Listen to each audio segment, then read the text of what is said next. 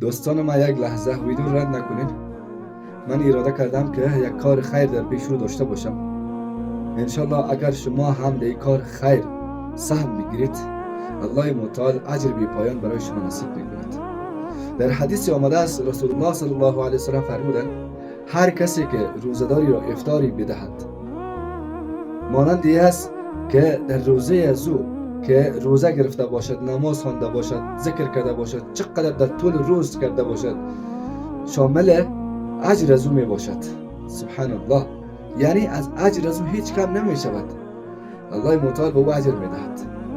بهترین صدقه است که در ماه مبارک رمضان می شود. برادران عزیز، ماه مبارک رمضان ماه رحمت، ماه برکت است. بیایید با هم دست هم دیگر بدهیم و دل روزداران را شاد کنیم.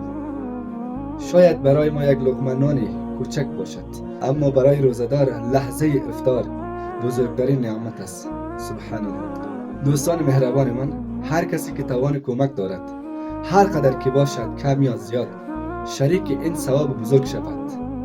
شاید این افطاری ما سبب مغفرت گناهان گردد انشاءالله. الله متعال قبول گردد آنانی که کمک میکنند.